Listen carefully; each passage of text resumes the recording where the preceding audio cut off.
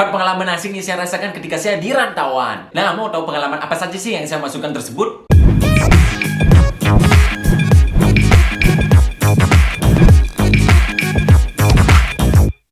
Hello, hai teman-teman. Kembali bersama saya, Keke Ardiasa. Nah, seperti biasa saya ingin ucapkan selamat pagi, selamat siang, dan selamat malam. Nah, hari ini saya akan mulai membuat sebuah vlog lagi, yaitu tentang... Waduh, ini matahari hilang timbul ya, jadi susah ini. Nah, di vlog kali ini saya membahas suatu hal yang sudah saya pernah bahas sebelumnya, yaitu adalah 4 pengalaman asing yang sudah pernah saya lakukan, Ini, kok lakukan sih? 4 pengalaman asing yang saya rasakan ketika saya di rantauan. Nah, mau tahu pengalaman apa saja sih yang saya masukkan tersebut? Nah, yang pertama itu adalah motor dipapah saat kita masuk gang. Nah, seperti yang teman-teman tahu, gang itu adalah jalan yang kecil yang dimana hanya bisa dilewati oleh kisah kita berdua. Apa? Nah, gang itu kecil hanya bisa dilewati oleh beberapa orang atau mungkin hanya beberapa kendaraan yang nggak bisa semuanya orang masuk. Nah, jadi karena keterbatasan akses tersebut sehingga supir truk nggak pernah bisa masuk gang. Oke, netizen nggak usah maki-maki. Ya, yang namanya gang itu ya kecil ya. Pengalaman saya ini di Jawa adalah ketika melihat orang yang ketika motornya dipapah masuk gang. Saya itu sebelumnya nggak tahu bahwa kalau kita masuk gang itu adalah motornya dipapah. Nah, ini adalah pengalaman saya ketika merantau di Jawa ya. Jadi saya melihat orang sedang memapah motornya di samping gang seperti itu. Nah, saya melihat hal tersebut kan seperti rasa iba. Saya kira itu adalah bannya bocor. Jadi dalam hati saya berpikir seperti ini, waduh, kasihannya itu orang malam-malam bannya bocor. Tapi waktu itu saya masih berpikir di sana ada tukang tambal ban yang mungkin akan bisa membantu dan dia akan mendapatkan pertolongan dengan segera dengan P3K. Pertolongan pertama pada kempesan ban. Maksa banget.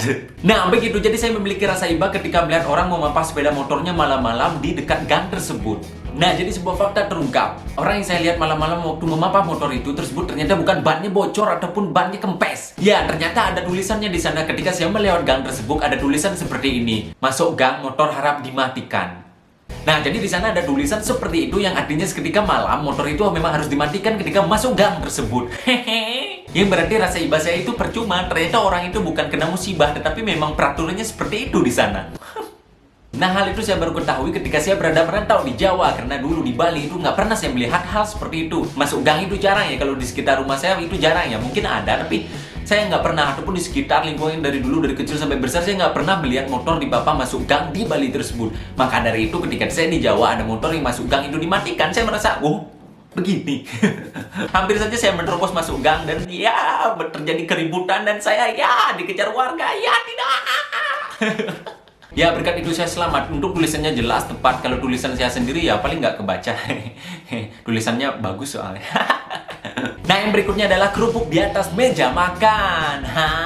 Ya, seperti apa sih maksud saya tersebut? Ini adalah pengalaman merantau saya ketika saya nyampe di Malang ya. Nah, ketika saya sampai merantau di Malang, ini memang nggak semua ya, tapi beberapa orang itu melakukan hal ini, yaitu adalah kerupuk ditaruh di atas meja makan. Ya, bukan berarti kerupuk yang ada toplesnya terus di atas meja makan ya, yaitu memang normal-normal saja. Tapi yang ini saya ceritakan adalah ketika orang memakan kerupuk. Nah, jadi ini nasi. Nah, kerupuknya itu ada di samping mejanya tanpa alas sedikit pun.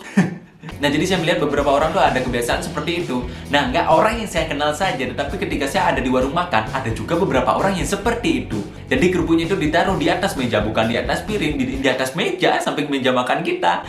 Nah, itu adalah hal asing yang pertama kali saya lihat di tempat rantauan saya itu, yaitu di Malang. Nah, karena saya penasaran adalah karena di sini memang di Jawa itu banyak sekali orang yang terbiasa makan harus dengan kerupuk. Nah, lama-lama termasuk saya juga sendiri juga senang makan dengan kerupuk. Dan akhirnya saya tahu kenapa bisa kerupuk itu di atas meja adalah karena piring kita penuh. Tempat makan itu piringnya penuh ya mau taruh di mana lagi. Kalau ditaruh barengan bersama piring itu jadinya jadi satu. Jadi satu sehingga membuat kita makan itu tertumpuk. Nah, mau ngambil nasi jadinya kerupuk. Kan jadinya suapan kerupuk bukan suapan nasi. Jadi lama-lama saya pun juga makan kerupuk taruhnya yang di atas meja juga. Ya apa sih? Ya, jadi begitu, lingkungan juga mempengaruhi pola lingkungan kita ya. Jadi lama-lama kadang saya kerupuk juga, aduh, ini menu-menuin piring aja ya udahlah saya taruh di meja juga. Ya, terkadang seperti itu juga saya ya. Nah, itulah hal pengalaman asing yang pertama kali saya lihat ketika merantau di Jawa ini. Nah, yang berikutnya adalah sego kucing. Ya, bagi orang yang sudah pernah ke Jogja, siapa yang rindu? Saya. Ya ketika saya merantau ke Jogja, tentu saja nasi ini sudahlah sangatlah populer. Siapa yang nggak tahu sih, namanya adalah sego kucing. Ya seperti yang teman-teman tahu, sego kucing adalah makanan khas dari Jogja, di mana itu adalah dibungkus kecil-kecil dengan harga yang sangat murah. Saya pertama kali melihat itu sebenarnya sudah hampir sama sih kayak di Bali namanya nasi jinggo. Cuma bedanya nasi kucing ini lebih sedikit. Makanya disebut dengan nasi kucing atau sego kucing. Nah jadi ketika pertama kali melihat hal ini, saya cukup unik dan juga cukup senang. Kenapa? Ada makanan semurah ini. Sego kucing itu sangatlah murah ya. Dulu saya belinya itu hanya 1.500 sampai 2.000 lah sego kucing itu. Ada yang juga makan 1.000. Isinya cuma nasi, lauknya kadang ikan teri dipotong-potong. Itu ikan teri itu udah kecil, ada potongannya lagi. Tambah kecil lagi. Nah ikan teri ada juga yang nasi pakai sambal. Nah itu beragam variasi lauknya tergantung kesukaan kita yang mana. Dengan campuran nasi dan lauk tersebut dibalut menjadi satu. Nah itu kelihatan seperti bakpao saya lihat yang pertama ya. Bakpao kan juga bulat seperti itu. Nah nasi kucing juga bulat bungkusannya seperti itu. Cuma bedanya bakpao putih, sedangkan nasi kucing itu ada bungkusan koran sama daun pisangnya. Jadi nampaknya sungguh istimewa ya, seperti kotanya yaitu Yogyakarta istimewa, bukan daerah istimewa Yogyakarta. Nah, hal yang ingin saya bagikan adalah tentang bagaimana sebuah fakta tentang nasi kucing ini. Sebuah fakta tentang nasi kucing ini adalah tentang masalah harganya yang murah tersebut. Harusnya harganya sekitar 1.500 atau sampai 2.000. Itu berarti kalau kita makan itu kan cukup murah, cuma ditambah es teh sekitar 5.000 pun jadi. Tapi ketika saya membayar ke angkringannya, ke mas-mas angkringannya, jadinya adalah 15.000. Ya faktanya makan di angkringan itu walaupun harga nasinya itu murah 1.500 sampai 2.000, ternyata harga makanan di akhir itu nggak sebegitunya. Kenapa seperti itu? Karena ya kita mesennya satu, mesen minumannya lagi, belum tambahan lauknya, ada telur puyuh, ada gorengan, ada usus kayak gitu, nambah-nambah lagi, dan kadang jadinya sampai 20.000. Wow. Ini bukan kenapa sebagai mahasiswa yang ingin menghemat, tentu saja kita ingin makan murah ya. Yang targetnya hanyalah 5.000 sampai 7.000, ujung-ujungnya jadi 15.000 sampai 20.000. Target hariannya nggak tercapai. Yo opo. Nah, jadi yang bilang nasi kucing itu murah, ya memang murah. Tapi kalian puas nggak kalau perut kalian 5 cm yang mungkin langsung kenyang? Kalau saya ini ya ambilnya karena sekali makan yaitu 5 bungkus, mau gimana? Ya yang namanya perut cowok tentu saja kebutuhan kalorinya lebih banyak daripada yang cewek mungkin ya. Tapi yang cewek pun biasanya juga ngambil 1 sampai 2 bungkus, nggak pernah ngambilnya sebungkus. Jadi itu adalah sebuah variasi marketing yang cukup bagus menurut saya ya. Sedikit-sedikit yang bikin menggoda yang perlu kita lengkapi dengan lauk-lauknya sehingga harganya menjadi sebuah nasi kesatuan. Tapi begitu dulu suasana angkringan di Jogja yang saya rasakan itu memang sangat nikmat ya. Suasana sendunya dan juga orang-orangnya dan juga cara orangnya berdagangan, mas-mas di angkringan ini tuh ya cukup welcome dan cukup merindukan. Kalau pandemi ini berakhir, saya akan berlancong ke Jogja lagi mengingat semua kenangan yang sudah ada di sana. Nah, yang berikutnya adalah sambal bawang, sambal mentah, dan sambal matang. Nah, apa sih maksud saya tentang sambal-sambal ini? Nah, ini juga adalah pengalaman saya ketika merantau di Jogja. Nah, ketika saya pertama kali nyampe di Jogja, tentu saja kita merasa lapar ya. Tentu saja kita butuh asupan makanan untuk bisa menjalani aktivitas-aktivitas kita yang penuh kegalauan, yang penuh dengan kesemangatan, dan semuanya lah itulah bercampur aduk menjadi satu ketika merantau itu. Nah, ketika saya ingin mengisi perut saya dengan makanan, tentu saja makanan yang paling banyak ada di sana adalah tentang pecel. Ya di Jogja namanya masih pecel lele, pecel ayam kayak gitu ya. Kalau di Malang kayak gitu tuh namanya adalah lalapan ayam, lalapan ini. Jadi agak beda walaupun satu pulau tetap saja masih ada bedanya. Jadi di Jogja itu namanya pecel, di Malang namanya lalapan. Nah, kembali membahas hal yang tadi yaitu tentang masalah sambal bawang, sambal mentah, dan sambal matang. Itu adalah ketika saya memesan sebuah lalapan atau sebuah pecel. Nah, jadi ketika dagang pecelnya nanya seperti ini kepada saya, mau pecel apa mas? Oh, pecel lele aja mas. Sambalnya mau sambal apa? Hah? Sambal? Adanya sambal apa mas? Adanya sambal bawang, sambal mentah, sama sambal matang. Waduh, bedanya apa ya mas? Nah, jadi ketika saya ditawari seperti itu oleh dagangnya, saya kebingungan. Ada sambal bawang, sambal mentah, dan sambal matang. Apa maksudnya ini? Tapi ketika hal tersebut terjadi, saya menganalisisnya dengan cepat dengan otak saya seperti ini. Jadi dalam otak saya berpikir seperti ini. Sambal matang berarti adalah sambal yang digoreng, yang artinya sudah matang. Begitu kayaknya. Begitu waktu itu.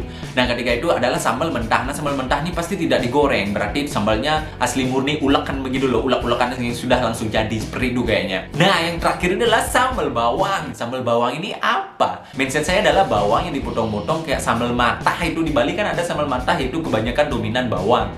Nah, saya pikir akan menjadi hal seperti itu. Oh, berarti sambal bawang ini adalah sambal yang kebanyakan adalah bawang. Nah, jadi ketika saya menganalisis ketiga sambal ini, sambal yang tidak paling saya ketahui adalah sambal bawang yang seperti apa rupanya. Kalau sambal mentah, sambal matang itu kan masih ada bayangan nih kita. Nah, dan akhirnya saya memilih sambal bawang dengan rasa penasaran dan juga ekspektasi seperti sambal mentah yang ada di Bali. Ya, hitung-hitungan saya juga menghilang rasa rindu dengan makanan khas Bali ya, dengan sambal bawangnya tersebut. Seperti itu. Nah, ketika saya memesan dan masih memberikan pecel lele saya dan keluarlah sambalnya, ternyata adalah sambal cabe. Ya memang sambal terbuat dari cabe ya, ini namanya sambal bawang, ini kebanyakan cabe doang. Pertanyaan saya, bawangnya mana?